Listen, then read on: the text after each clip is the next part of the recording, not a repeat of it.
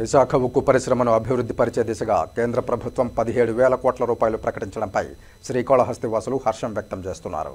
ఈ సందర్భంగా శ్రీకాళహస్తి వాసులు గరికిపాటి రమేష్, కండ్రిగ ఉమా మాట్లాడుతూ ఆంధ్రప్రదేశ్ను అభివృద్ధి చేసే దిశగా కేంద్ర ప్రభుత్వం అనేక సంక్షేమ పథకాలకు నిధులు కేటాయిస్తూ ఆంధ్రప్రదేశ్ను అభివృద్ధి దిశగా తీసుకువెళ్లేందుకు కృషి చేస్తోందని, ఈ నేపథ్యంలోనే విశాఖ ఉక్కు పరిశ్రమకు నేడు 17,000 కోట్ల రూపాయలు ప్రకటించి ఉక్కు పరిశ్రమలు అభివృద్ధి పరిచే దిశగా కార్యాచరణ చేపడుతుందన్నారు. విశాఖ స్టీల్ ప్లాంట్ ప్రైవేటీకరణ అనేది ఉండదని కేంద్రం స్పష్టమైన సంకేతాలు ఇచ్చిందన్నారు.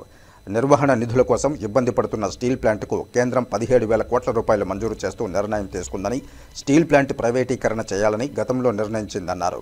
అయితే మారని రాజకీయ పరిస్థితుల్లో కేంద్రంలో టీడీపీ కీలకంగా మారడం, ఆ పార్టీ స్టీల్ ప్లాంట్ను ప్రైవేటీకరణ చేయబోమని హామీ ఇవ్వడంతో కేంద్రం మనకు తగ్గినట్లుగా తెలుస్తోందని తెలిపారు. ప్రస్తుతానికి ఆపరేషనల్ ఖర్చుల కోసం ప్యాకేజీ ప్రకటించి తర్వాత ఆ సంస్థను పూర్తి స్థాయిలో గట్టెక్కించేందుకు తీసుకోవాల్సిన చర్యలను తీసుకునే ఉంటుందని, ఇలా ఉమ్మడి కూటమితో ఆంధ్రప్రదేశ్ అభివృద్ధి వైపుగా పరుగులు తీస్తూ దేశంలోనే మొదటి స్థానంలో ఆంధ్రప్రదేశ్ అభివృద్ధి ఉంటుందని, దానికి కేంద్రం కూడా సహకరిస్తుందని వారు ఆశాభావం వ్యక్తం చేశారు.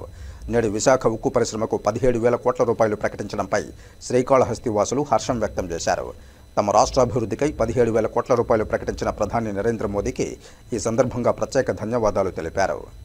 వైపు కేంద్రం అభివృద్ధి దిశగా పయనించడానికి ఎదురు చూస్తుంది అన్నదానికి కారణం, ఈరోజు విశాఖలోని స్టీల్ ప్లాంట్కు 17,000 కోట్ల రూపాయలు కేంద్రం మంజూరు చేయడం, ఎన్డీఏ కూటమిలో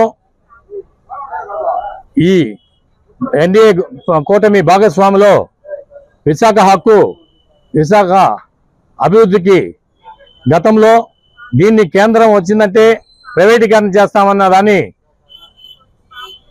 తిరగదీసి దాని అభివృద్ధి కోసం దీన్ని అభివృద్ధి దిశగా 17,000 కోట్ల రూపాయలు మంజూరు చేయడం, ఎన్డీఏ కూటమిలో ఇంకా ఆంధ్రప్రదేశ్లో అనేకమైన ఎన్నో పథకాలను ప్రవేశపెట్టి ఆంధ్రప్రదేశ్ అభివృద్ధికి భారతీయ జనతా పార్టీ ఎప్పుడు సహకరిస్తుందనడానికి మేము ఆంధ్రవాసిగా గర్వపడుతూ, దీనివల్ల విశాఖ హక్కు ఆంధ్రుల, విశాఖ ఉక్కు ఆంధ్రుల హక్కు అనే నినాదాన్ని నిజం చేసిందనే దానికి నిదర్శనమని మేము చాలా సంతోషంగా భారతీయ జనతా పార్టీని, అటు ఎన్డీఏ కూటమిని మేము స్వాగతిస్తున్నాం.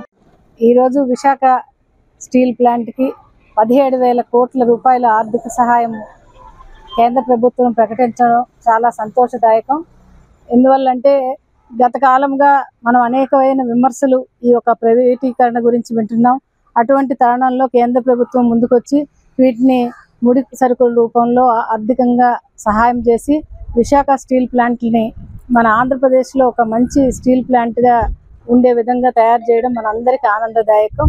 దీనికి మన యొక్క కూటమి ప్రభుత్వం యొక్క సహకారము, కేంద్రం సహకారము ఉండడమే మనకి ప్రజలందరూ కూడా అభినందిస్తున్నారు. ఒక తిరుపతి వాసిగా నేను కూడా చాలా ఆనందం వ్యక్తం చేస్తున్నాను.